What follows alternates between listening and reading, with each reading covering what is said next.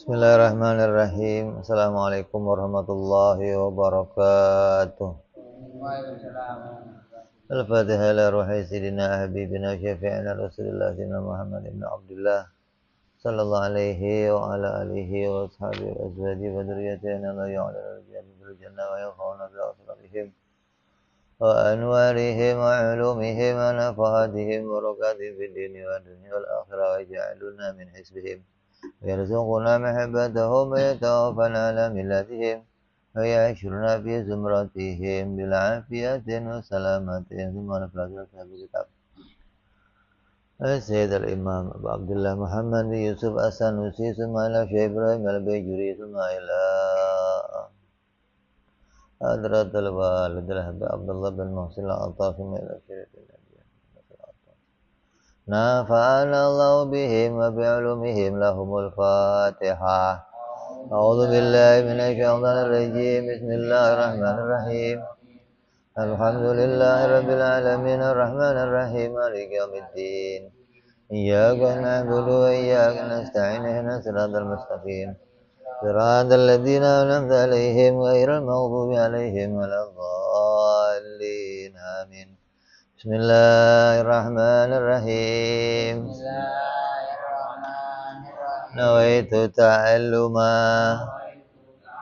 wa ta'lima wa tadhakkura wa tadhkira wa naf'a wal intifa'a wal ifadata wal istifadata wal hissa ala tamassuki bi kitabillahi wa sunnati rasulillah sallallahu alaihi wasallam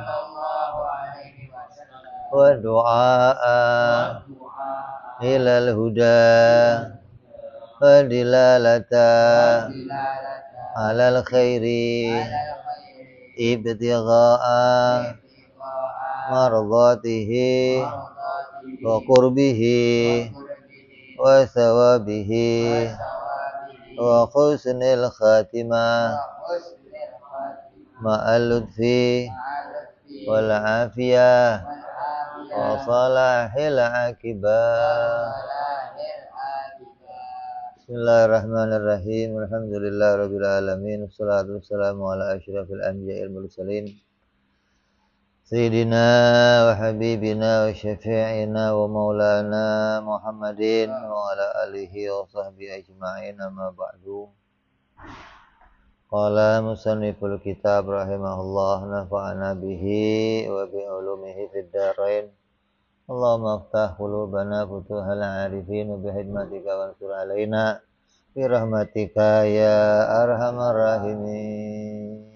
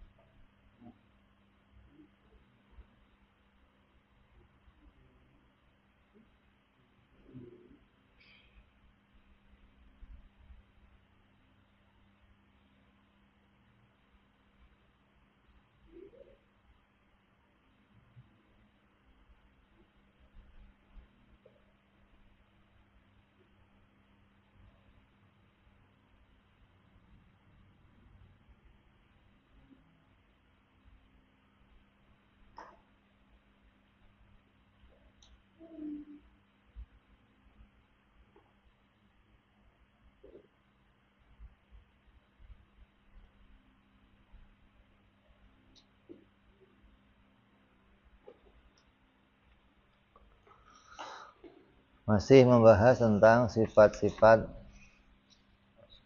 para rasul alaihi wassalatu wassalam. Yang kemarin kita bahas sudah sifat sidik. Lanjut kepada sifat amanah.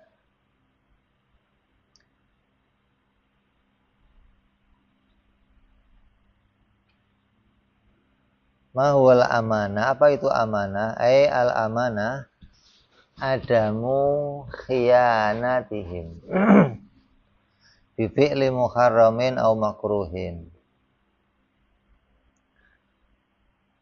Amanah itu adalah ketiadaannya berkhianat di dalam melakukan perkara yang haram maupun yang makruh. Amanah itu terjaganya mereka para rasul dari melakukan perbuatan yang haram dan makruh.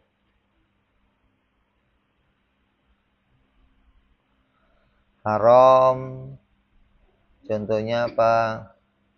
Ya semua yang diharamkan, minum arak, zina, riba, berbohong.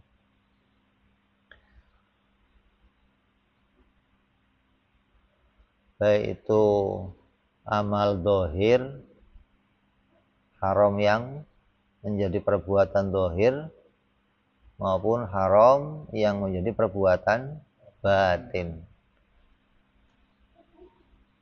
Haram perbuatan batin seperti apa contohnya? Seperti apa? Riya. Hah? Hah?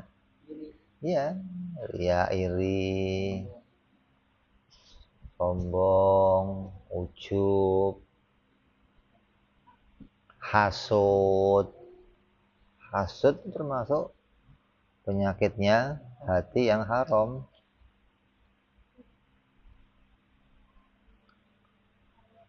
Juga perbuatan yang makruh. Nabi tidak pernah melakukan perbuatan yang makruh. Makruh seperti apa?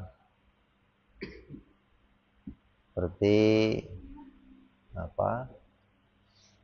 Mencabut uban, hukumnya makruh. Kencing berdiri, wudhu sekali-sekali, makan bawang, makan jengkol, pete, hukumnya makruh. Tapi bawang di situ bawang yang mentah, jengkol yang mentah.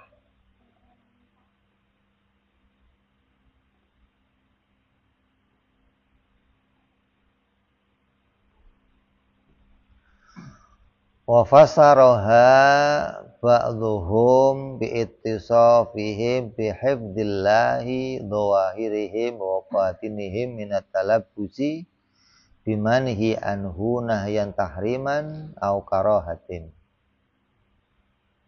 Adamul khianat, tidak pernah berkhianat, itu ditafsirkan oleh para ulama dengan penafsiran terjaga, dengan penafsiran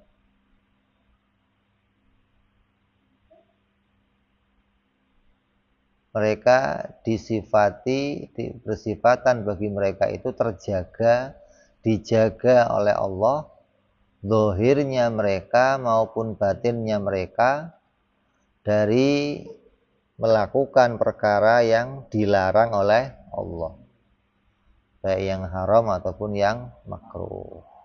Jadi dijaga itu apa maknanya?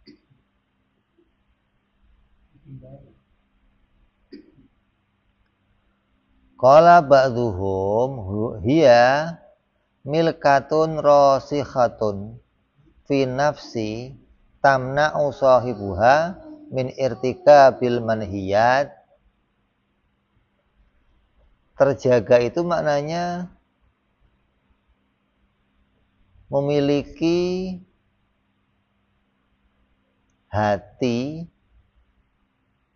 yang tercegah untuk punya keinginan maksiat. Hatinya itu tidak ada keinginan sedikit pun untuk ngelakuin maksiat itu. Itu maknanya Allah menjaga para nabinya dari maksiat. Jadi dalam dirinya itu nggak pernah punya keinginan untuk ngelakuin kemaksiatan. Bukan apa?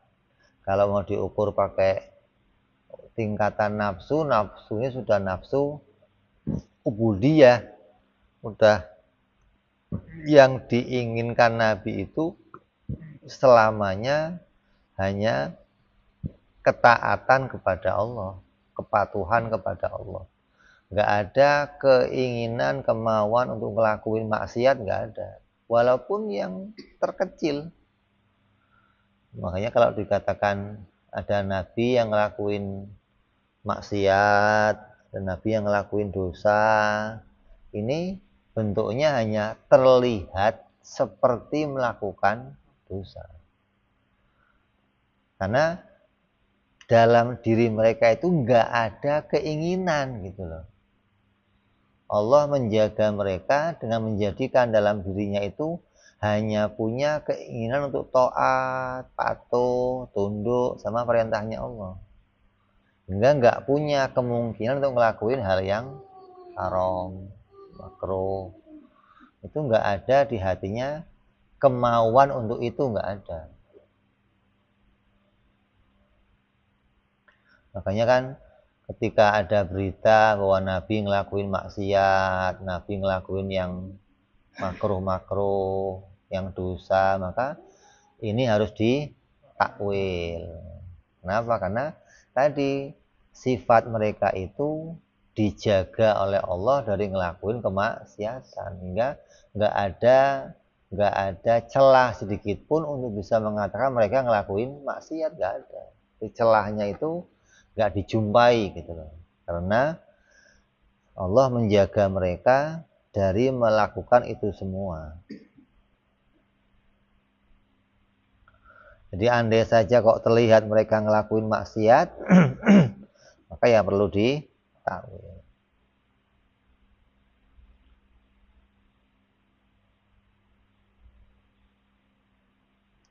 Jadi kalau kemarin Sidik itu benar di dalam ucapannya, kalau Amanah benar di dalam perbuatannya.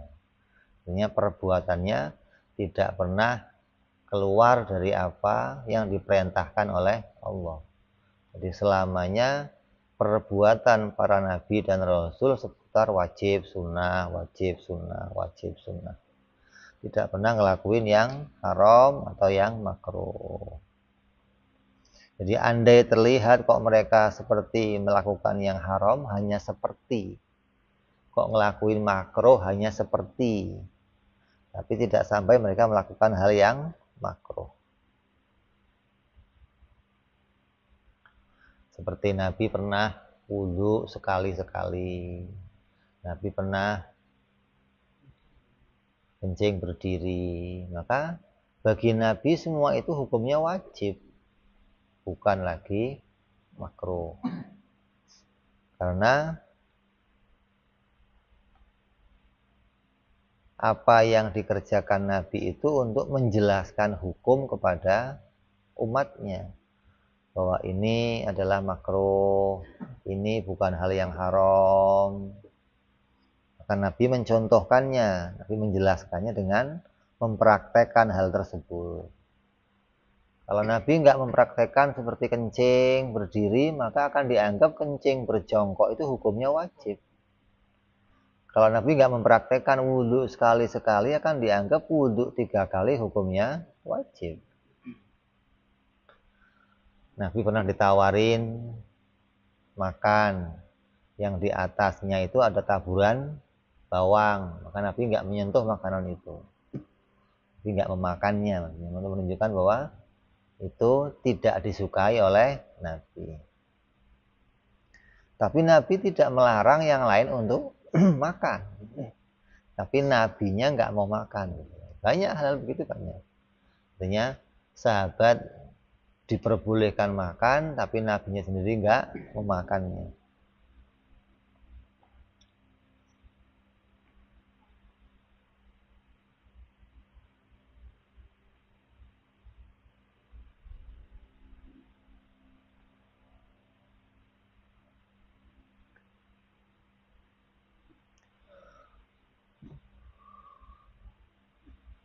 Wa ala kullin fahiya tarjihu ilal ismah. Maka ini dikuatkan oleh sebagian ulama mengatakan bahwa Nabi bersifat maksum. Maksum itu dijaga oleh Allah. Kalau para sahabat, para wali-wali mereka mahfud.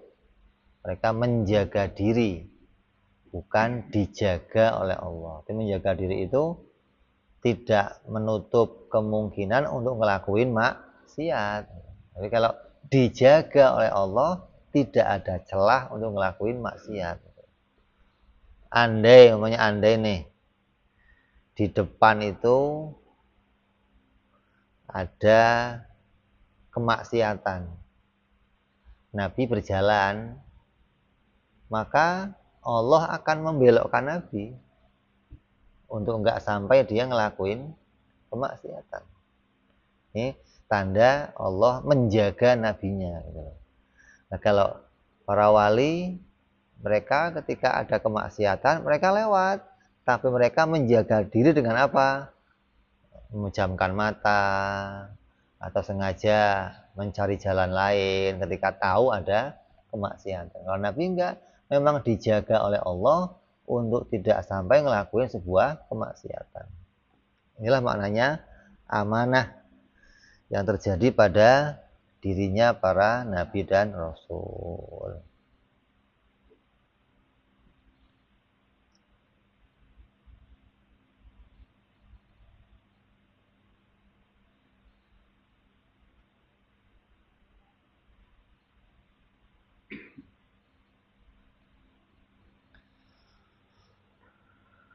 Terus setelah wajibnya amanah pada diri mereka, qauluhu wa tablighu ma umiru bitablighihi lil khalqi. Sifat yang berikutnya adalah wajibnya para nabi bersifat tabligh, menyampaikan apa yang diperintahkan oleh Allah untuk disampaikan.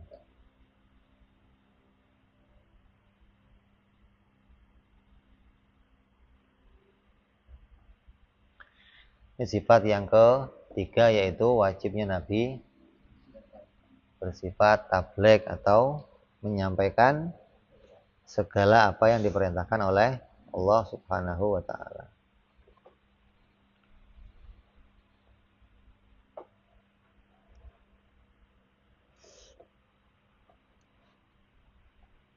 Berarti tabligh itu disimpulkan nanti akan ada 3 macam perkara yang ditablighkan oleh Nabi.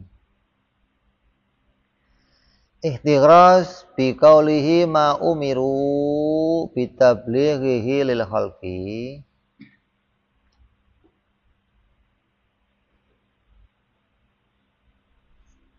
Ada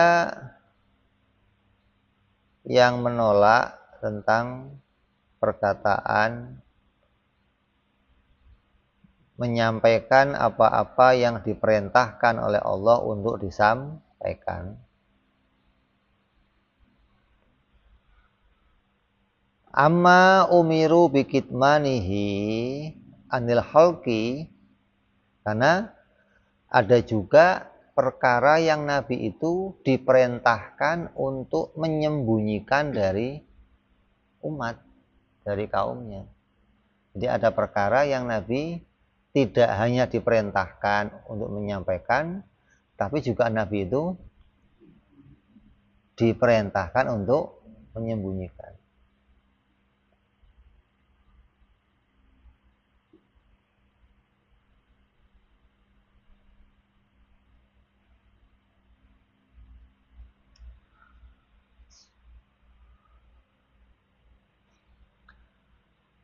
Dan ada juga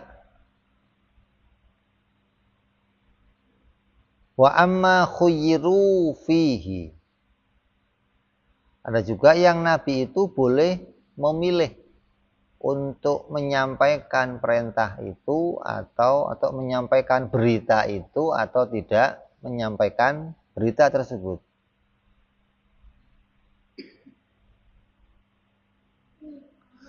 Maka yang dua ini, yang Nabi itu menyembunyikan atau memilih untuk boleh menyampaikan atau tidak, maka berarti ini tidak termasuk pada perkara tabligh. Falaisa tabligh kullu minhuma, maka keduanya ini enggak termasuk tabligh wajiban, yang menunjukkan sesuatu yang wajib untuk disampaikan. Bal yajibu kitman ma umiru bikitmanihi wala yajibu alaihim syai'un fi ma khuyyiru fihi. Yang kedua tadi malah Nabi tidak wajib menyampaikannya,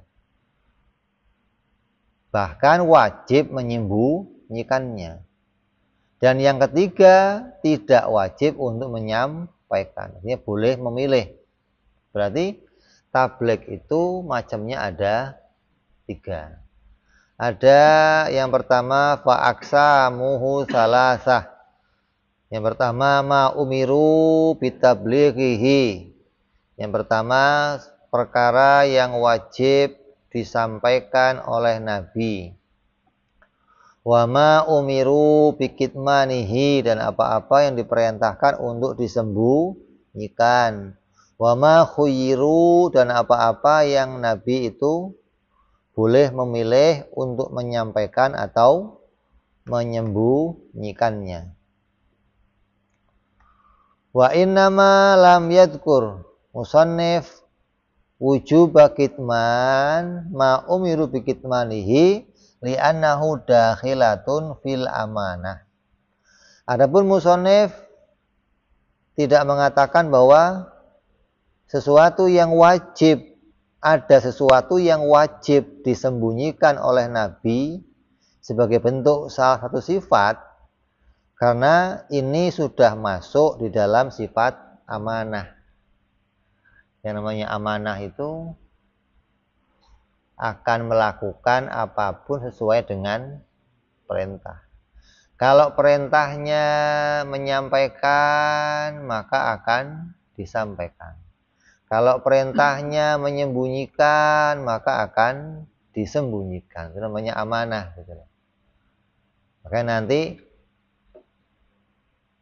dalilnya amanah itu juga menjadi dalilnya tabligh. Karena ketika Nabi sudah terbukti amanah, berarti pasti juga akan jadi bukti pula Nabi itu tabligh. Karena dalam amanah itu akan melakukan apapun yang diperintahkan. Kalau perintahnya nyimpen, disimpan. Kalau perintahnya menyampaikan, disampaikan. Bahkan yang disimpan Nabi dan yang disampaikan Nabi banyakan yang disimpan. Jangankan Nabi, Sayyidina Ali dalam beberapa perkataan mengatakan, kalau saya memberitakan sebuah berita yang khusus yang diberitakan kepada saya dari Nabi, maka niscaya saya akan dibunuh. Artinya ada perkara-perkara yang rahasia. Rahasia itu maknanya sesuatu yang nggak boleh diketahui oleh orang awam. Yang kalau sampai itu disampaikan ke orang awam akan menimbulkan fitnah, akan menimbulkan bencana, akan menimbulkan kesalahpahaman di kalangan orang-orang awam. Makanya hal-hal itu disembunyikan oleh mereka yang mendapatkan berita-berita khusus dari Nabi, apalagi nabinya. Artinya banyak perkara-perkara yang Nabi simpan, seperti apa? Berita tentang Nabi, berdakwah ke bangsa jin. Bagaimana dakwahnya ke bangsa jin, dakwahnya ke tempat-tempat yang khusus. Artinya berita-berita yang Nabi itu diberikan khusus oleh Allah tanpa orang lain itu tahu. Masuknya Nabi ke alam-alam yang lain. Ini banyak diberitakan oleh Nabi, tapi Nabi nggak diperintah untuk menyampaikan kepada yang lainnya. Khusus untuk dirinya Nabi itu sendiri.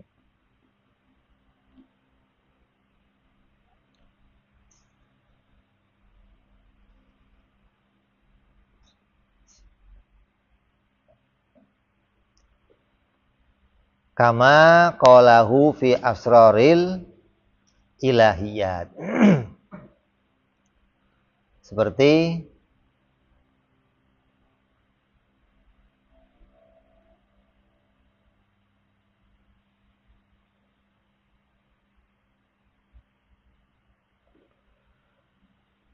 telah disebutkan oleh musonef dalam kitab Asraril Ilahiyat, yaitu rahasia-rahasianya ketuhanan. Artinya musonef banyak menuliskan di dalam kitab tersebut bagaimana tentang hal-hal yang Nabi itu diperintah untuk menyembunyikan, tidak diperintah untuk menyampaikan. Jadi wajibnya Nabi bersifat tabligh. Apa yang ditabligkan Nabi? Yang ditabligkan Rasul adalah bangsa hukum. Itu wajib, sunnah, haram, makruh, mubah, sah, batal, maneh. Itu yang disampaikan oleh para Rasul. Setiap Rasul akan menyampaikan hukum-hukum tersebut kepada umatnya. Kalau ada Rasul kok nggak menyampaikan hukum ini gimana? Ya bukan Rasul berarti. Makanya Rasul itu boleh saja mengganti hukum yang telah sampai dari Rasul yang sebelumnya. Oh, Rasul sebelumnya mewajibkan. Datang Rasul lagi, boleh saja merubah, jadi nggak wajib.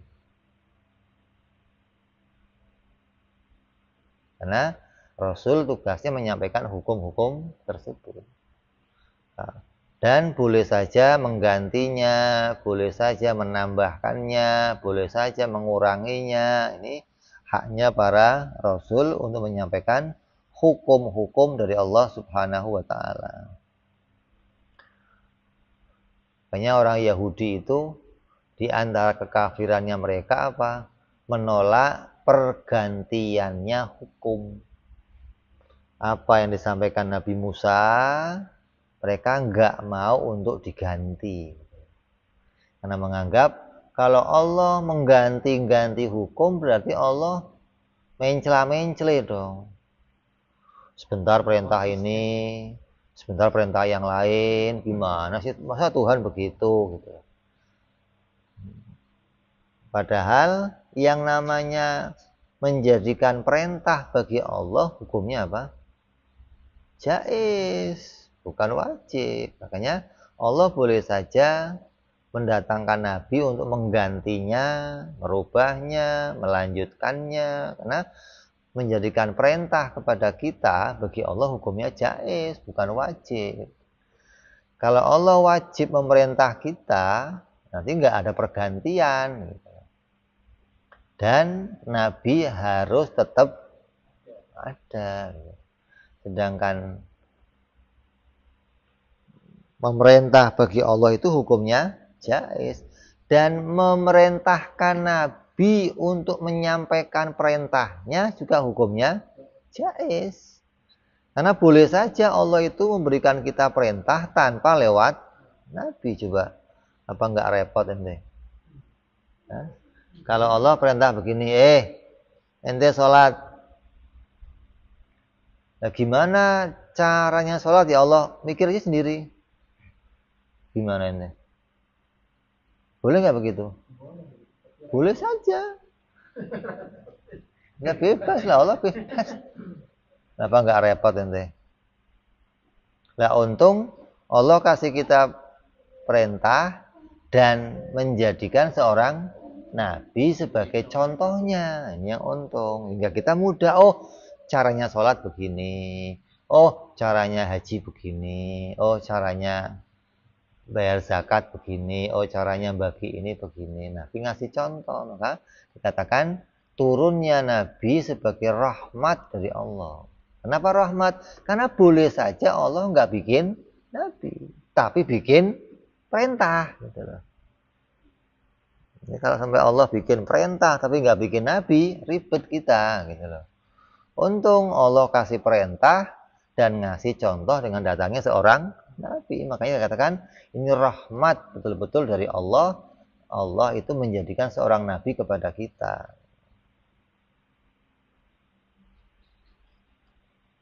Itulah yang wajib kita imani pada dirinya seorang Nabi. Yaitu wajibnya sidik, wajibnya amanah, dan wajibnya tabligh. Dan ini semua nggak bisa dilihat pakai mata, harus dipahami pakai akal. Karena kalau ini bisa dilihat pakai mata, maka niscaya orang-orang Arab akan tahu Muhammad itu Rasulullah. Karena banyak orang-orang Arab yang nggak tahu kalau Muhammad itu Rasulullah. Kalau Muhammad itu anaknya Abdullah. Karena yang bisa melihat wajibnya sifat ini semua pada mereka ketika mereka mengakui adanya mukjizat pada diri para nabi. Ketika Nabi sudah punya mukjizat, maka tanda bahwa semua sifat-sifat itu pasti wajib pada diri mereka. Adapun yang terakhir fatonah, maka Imam Sanusi tidak memasukkan sifat fatonah dalam sifat yang wajib. Kenapa? Karena fatonah ini menjadi syarat. Kalau orang itu mau tabligh, syaratnya pinter. Orang itu mau amanah, syaratnya pinter. Orang itu mau jadi orang yang benar dalam berbicara, syaratnya pinter. Kalau nggak pinter, dia nggak akan sidik, nggak akan tabligh, nggak akan amanah. Jadi untuk bisa sidik, untuk bisa amanah, untuk bisa tabligh, syaratnya dia harus jadi orang yang pinter. Makanya Imam Sanusi tidak lagi memasukkan sifat fatonah di dalam pembahasan sifat yang wajib bagi para nabi dan rasul.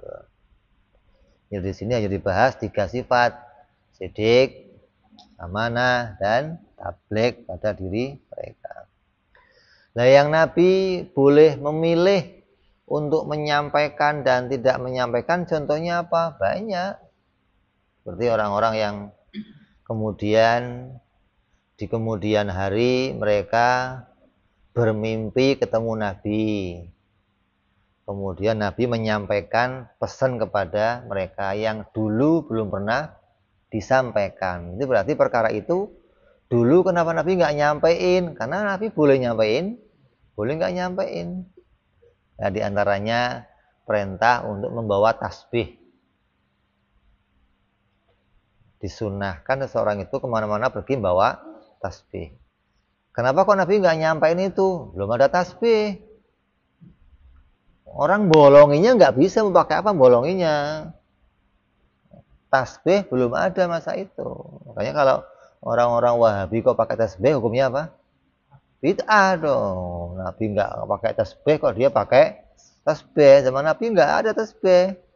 Mulai ada tasbih kalau nggak zaman akhir sahabat, zaman tabi'in. Apa caranya? Pakai tali dibundelin.